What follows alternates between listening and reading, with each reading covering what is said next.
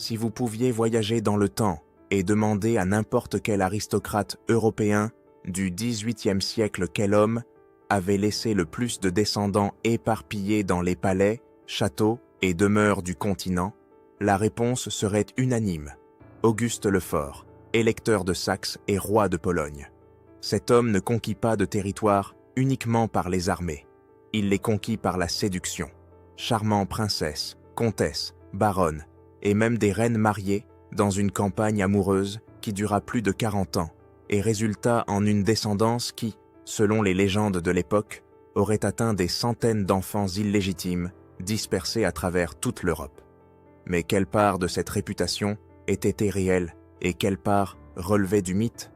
Imaginez un monarque dont la force physique était décrite dans les chroniques d'hommes de l'époque comme si extraordinaire qu'il parvenait à briser des fers à cheval de ses propres mains, bien que nous devions nous rappeler que de tels récits exagéraient souvent les exploits des rois pour impressionner le peuple. Maintenant, imaginez que cette même force, réelle ou légendaire, était appliquée avec une égale intensité à ses conquêtes romantiques, le transformant, selon les chroniqueurs, en père biologique de centaines d'enfants. Un nombre que l'histoire moderne remet en question, mais qui révèle l'impact culturel de sa réputation. Auguste II de Pologne, né Friedrich Auguste Ier de Saxe, fut bien plus qu'un simple collectionneur de maîtresses. Il révolutionna la diplomatie européenne en utilisant son charme et sa virilité comme instrument de politique internationale, créant un réseau d'influence basé non seulement sur des traités écrits, mais sur des relations intimes qui reliaient dans les cours les plus puissantes d'Europe à travers ses propres liens personnels.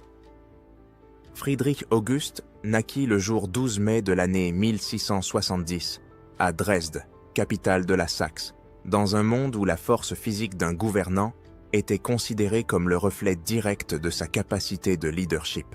Son père, Johann Georg III, était connu comme un prince relativement modéré, mais Friedrich Auguste démontra dès son jeune âge des ambitions qui transcendaient complètement les limites traditionnelles de la petite Saxe.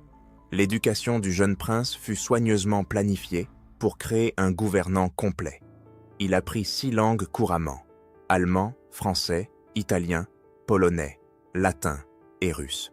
Une habileté linguistique qui s'avérerait cruciale dans ses futures conquêtes tant politiques que romantiques. Plus important encore, il reçut un entraînement militaire intensif qui développa la force physique pour laquelle il deviendrait célèbre, bien que nombre des exploits qui lui sont attribués aient probablement été exagérés par la propagande de l'époque. Les récits contemporains, qui doivent être lus avec prudence en raison de la tendance à romantiser les capacités royales, décrivent des exercices physiques impressionnants et des démonstrations de force qui devinrent légendaires.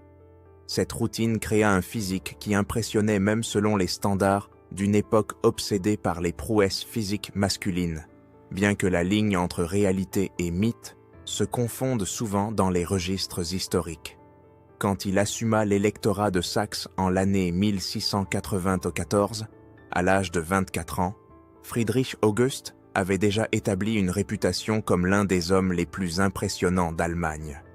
Les ambassadeurs étrangers écrivaient des rapports sur ces démonstrations de force qui devinrent partie intégrante des cérémonies diplomatiques, bien que nous devions considérer que de tels récits aient pu être influencés par le désir d'impressionner leur propre secours avec des histoires extraordinaires. Cependant, la force physique d'Auguste, réelle ou exagérée, n'était qu'un aspect de sa personnalité extraordinaire. Il possédait un charisme naturel qui affectait hommes et femmes également, combiné à une intelligence politique aiguë qui lui permettait de naviguer les complexités de la diplomatie européenne avec une maîtrise impressionnante. La première grande opportunité politique d'Auguste survint en l'année 1696, quand Jan III Sobieski, roi de Pologne, mourut en laissant le trône polonais vacant. La Pologne du XVIIe siècle était l'une des plus grandes puissances européennes, contrôlant des territoires qui s'étendaient de la Baltique à la mer Noire. Mais le royaume était affaibli par des décennies de guerre et d'instabilité politique interne.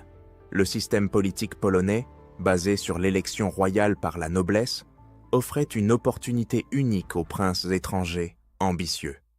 Auguste perçut immédiatement que contrôler la Pologne transformerait la petite Saxe en une puissance européenne de première ligne. Cependant, concourir pour la couronne polonaise exigeait des ressources financières énormes pour influencer la noblesse électrice, ressources que la Saxe ne possédait tout simplement pas. La solution d'Auguste fut brillante dans son audace. Il se convertit secrètement au catholicisme pour devenir éligible au trône polonais, tout en maintenant sa foi luthérienne officielle dans la Saxe protestante. Cette duplicité religieuse scandalisa ses contemporains, mais démontra la flexibilité morale qui caractériserait toute sa carrière.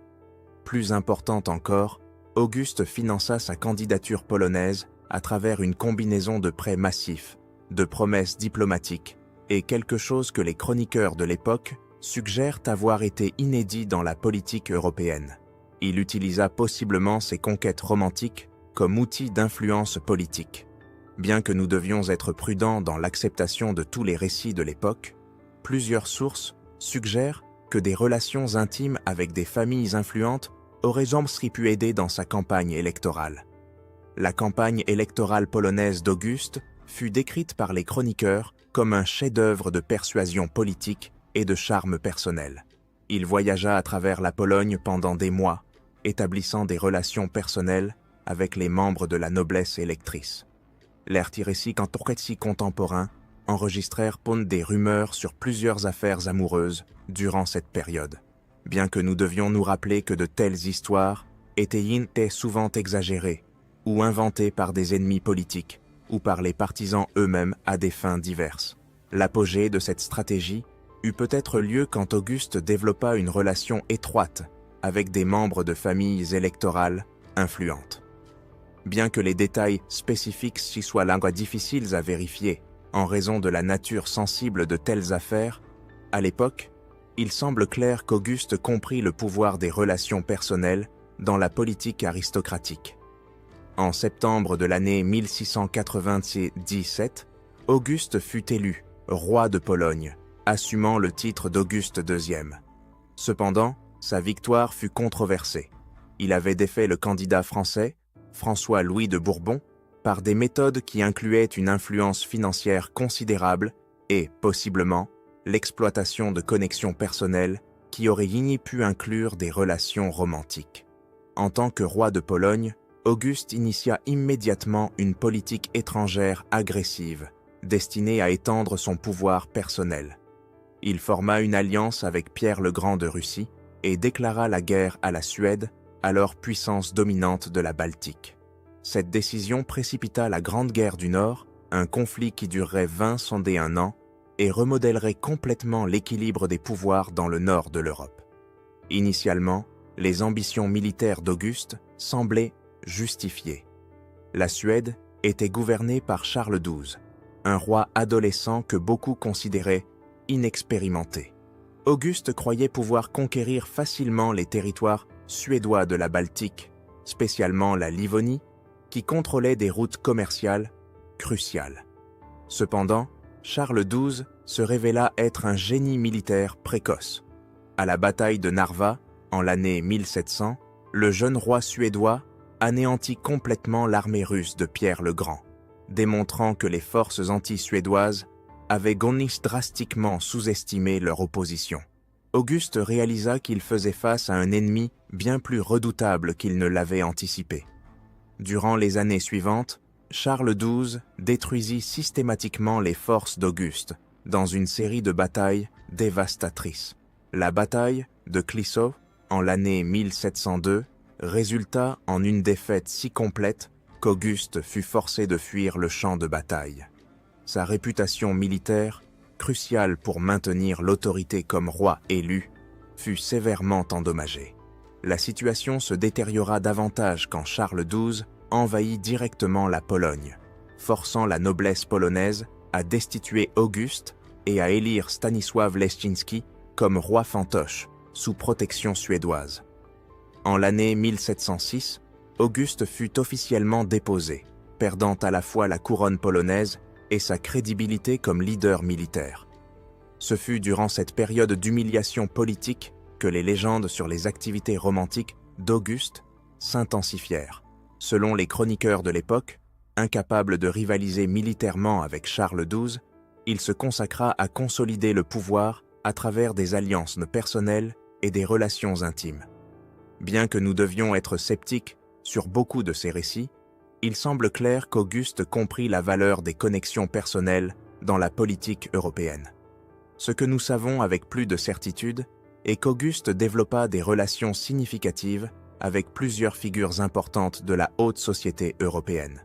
Bien que le nombre exact de ses enfants illégitimes demeure incertain, avec des estimations variant de quelques dizaines à plus de 200, bien moins que les nombres fantastiques souvent cités, il est indiscutable qu'il eut une descendance considérable hors mariage. La plus célèbre de ses compagnes fut Aurora von Königsmarck, comtesse de Spiegel, l'une des femmes les plus belles et intelligentes de son époque. Aurora n'était pas seulement une maîtresse d'Auguste, elle fonctionnait comme une conseillère politique influente, démontrant comment les relations personnelles pouvaient avoir des implications diplomatiques significatives dans la société aristocratique de l'époque. À travers Aurora et d'autres relations, Auguste établit des connexions avec plusieurs cours européennes importantes. Bien que l'idée d'un réseau d'espionnage basé sur des maîtresses soit probablement exagérée, il est clair que ces relations fournissaient des canaux informels de communication et d'influence qui complétaient la diplomatie officielle. L'aspect le plus documenté de la stratégie d'Auguste était son habileté à maintenir des relations avec des personnes de différentes factions politiques.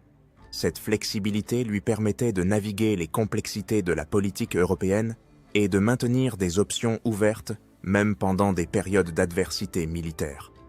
Bien que les légendes suggèrent une descendance massive, la réalité documentée est plus modeste, mais encore impressionnante. Auguste ne reconnut officiellement que quelques enfants illégitimes, le plus célèbre étant Maurice de Saxe, né de sa relation avec Aurora von Königsmarck. Maurice devint l'un des plus grands commandants militaires du XVIIIe siècle, servant en France et remportant des victoires qui restaurèrent une partie du prestige militaire associé au nom d'Auguste. Le tournant de la fortune politique d'Auguste arriva en l'année 1709, quand Charles XII commit l'erreur fatale d'envahir la Russie.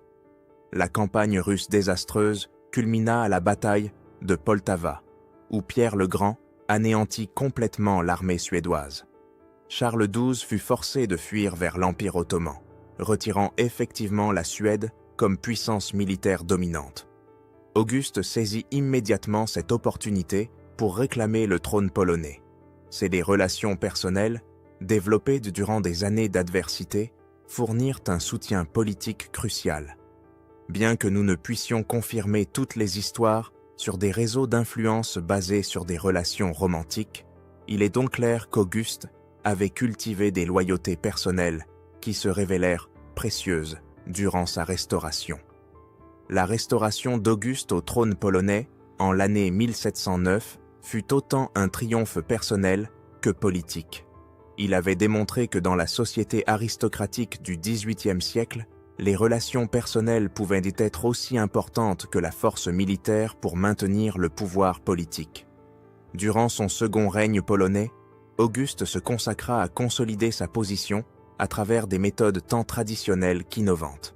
Il établit une cour à Varsovie qui rivalisait avec d'autres cours européennes en splendeur et qui incluait plusieurs de ses enfants reconnus, créant une sorte de dynastie parallèle basée sur la loyauté personnelle.